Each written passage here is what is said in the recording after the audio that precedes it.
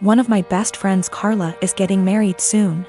It's only meant to be a small backyard type of wedding, but they've been planning it for a few months now, and originally, it was supposed to be on my property. They wanted it because it's private, has lots of open space for the reception, a nice view, and the house could be used for them to get ready and stuff.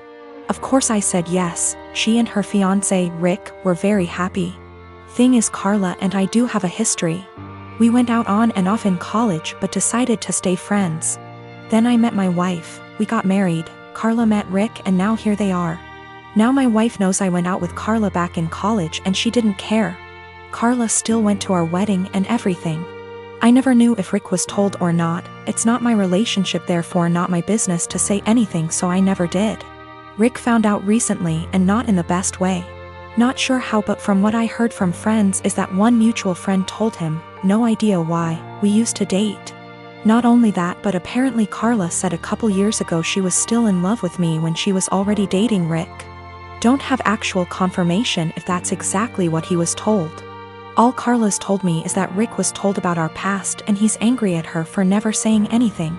It became quite a drama and didn't hear from her for over a month until now.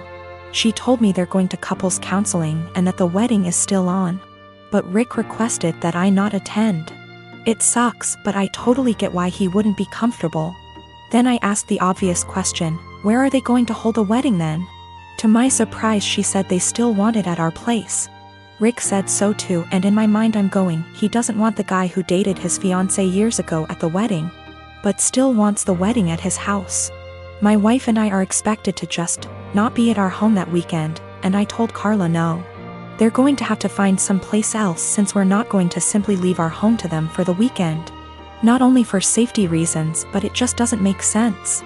Rick doesn't want me around because he's not comfortable, but is comfortable enough to have their wedding at my house.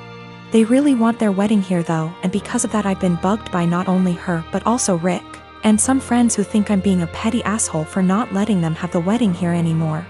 Honestly, don't think that I am. It just doesn't make sense at all to have to leave our own place for a wedding we're no longer welcome to, and leaving our home totally vulnerable. Still, being accused of sabotaging their wedding, and Rick believes it's the least I can do after everything. I am a 43 years old female, have been with my partner, he's 50, for 6 years now. We have been living together for 5 of them. We are not married and we do not plan to marry in the future. I have a son, he's 19, that is currently a high school senior. My partner has a daughter, she's 21, who is going to college. When I met my partner I was a widow of 3 years. I am lucky enough to have a very lucrative business and some family money. Also, my late husband left a substantial estate, including the house we live in. The house is a family home, so it passed to my son as the only heir. My partner also makes good money and the difference in our lifestyles was pretty much negligible. But while I and my late husband made sure to not spoil our son, he was responsible for keeping his room clean. Even though we have a housekeeper, he had chores during the weekends. We taught him how to cook, his allowance is reasonable. He has to save for expensive purchases like a car, a PS5, etc. My current partner and his ex-wife spoil their daughter rotten. Due to an incident when we first moved in together, she demanded my son's bedroom since it was the second biggest. Got rejected since it was his home and she only spends the weekend. And after some family therapy we agreed that she will be treated like a guest by me. She will have to follow the house rules, and that at the extent of our relationship. Now while she is spoiled, she is a good girl, academically excellent. Except for the aforementioned incident, very respectful and just a pleasant young woman. The problem is that I did not know the extent to which my partner spent money on her. He pays some money as rent that I put into my son's college fund, and we split the common bills in half. Everything else is our own responsibility, so we don't know much about each other's finances. Now my son is planning to do a tour of East Asia during the summer, and I was happy to give him the money to do so, as a gift for getting into a very prestigious college.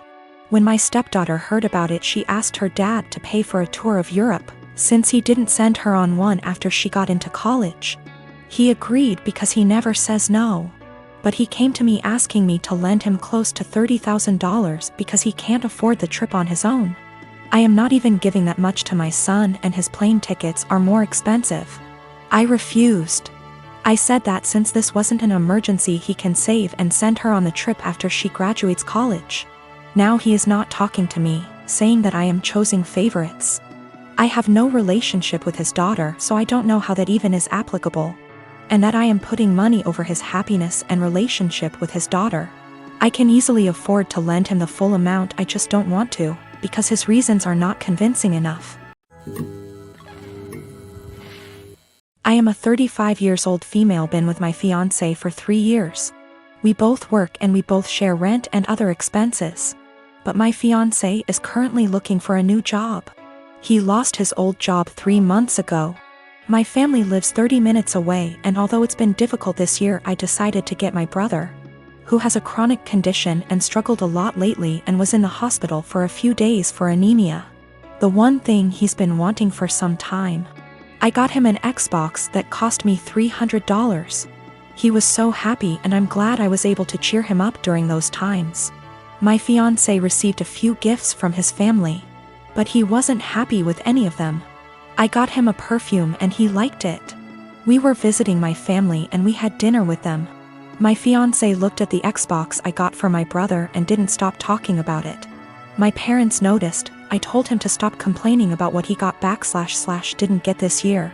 That made them uncomfortable, especially since they've been dealing with my brother's health issues and needed to relax.